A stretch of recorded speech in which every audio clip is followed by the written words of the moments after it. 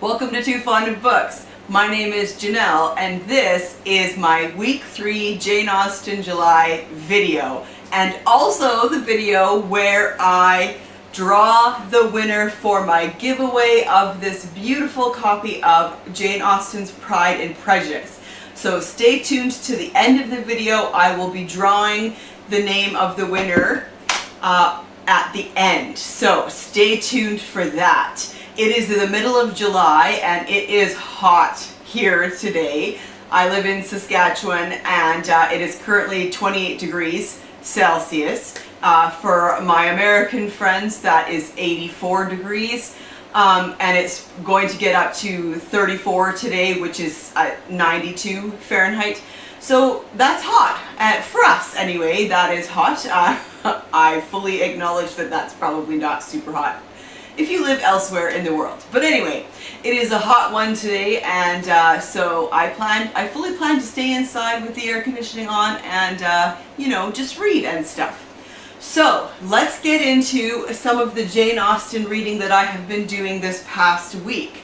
I have made a start of Pride and Prejudice, and I am loving it, no surprise. Although I'm going to say, even from the very beginning, this is a reread for me, and as much as I love Pride and Prejudice, it's not my favorite Jane Austen, and I don't know that it would ever be. It is great. It is an excellent, excellent novel, and a great story, great plot, great characters, but not my absolute favorite.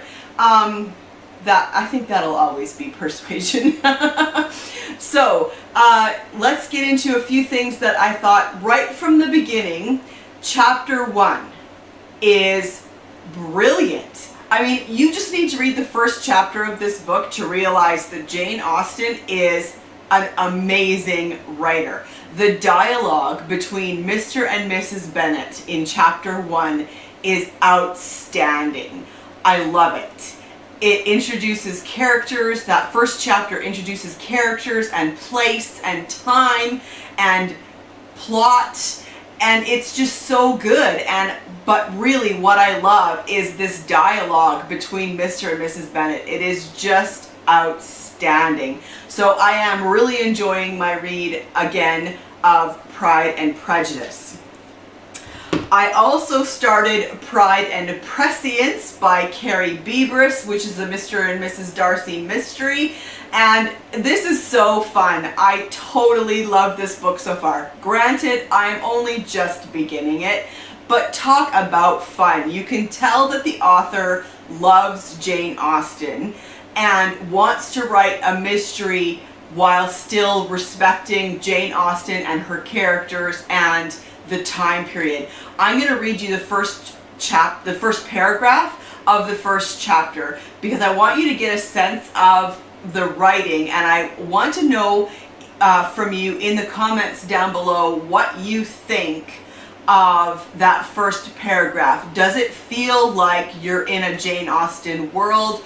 Does it feel true to the characters and the time and place? So here is the first paragraph, chapter 1. Happy for all her maternal feelings was the day on which Mrs. Bennet got rid of her two most deserving daughters. Pride and Prejudice, chapter 61. She opens each chapter with a quote from Pride and Prejudice. Awesome. First paragraph. On the day Miss Elizabeth Bennet wed Mr. Fitzwilliam Darcy, she did not mind dividing with her elder sister Jane the notice due a bride. Indeed, she had been delighted when Jane chose to marry Mr. Charles Bingley in a double ceremony. It seemed only right that two sisters and two men who were themselves particular friends should all embark on their new lives together, and she hoped the event presaged many happy hours spent in each other's company in the years ahead. So, tell me in the comment section down below, what do you think about that opening paragraph?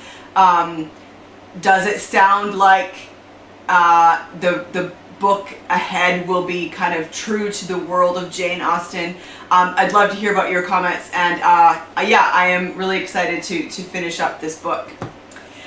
And then I also finished Among the Janeites by Deborah Yaffe. I think Journey Through the World of Jane Austen fandom.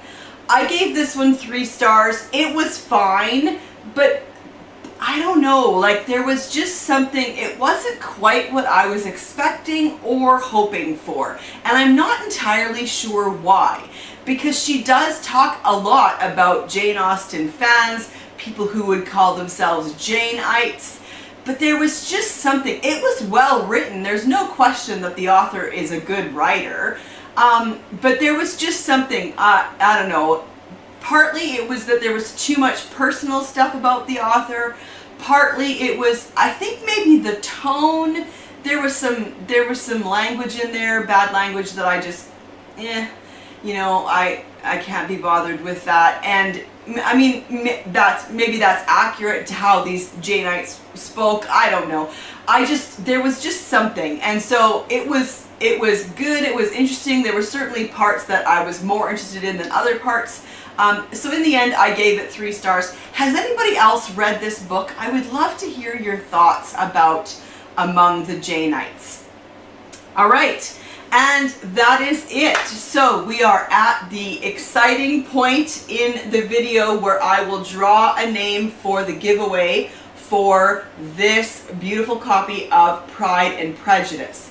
Now, I am going to include my email address in the description box below, so if you are the winner, would you please email me your address and I will mail this off to you as soon as I can so that you can get this lovely copy into your hands. So I have got those of you who requested to be entered into the draw, your names are in this bowl. And first of all, thank you for entering. I was kind of worried that no one would, so I'm excited that I have enough names to actually do a draw. So I'm going to, let's see, we'll make sure this is right on the screen. I'm mixing it all up. The papers are in here, all exactly the same, all folded in half. So I'm just gonna do a mix, and whoop, that one went flying out. So let's see who this is. Lou G. Yay! One of my wonderful subscribers. I love chatting with you, Lou, in the comment section, and so I'm super excited. Lou G is the winner of my Pride and Prejudice giveaway. So Lou, if you could email me your address, I would be just thrilled to send this off to you. Thanks everyone else for entering, and that's it for me today, and I will see you for another video soon. Bye.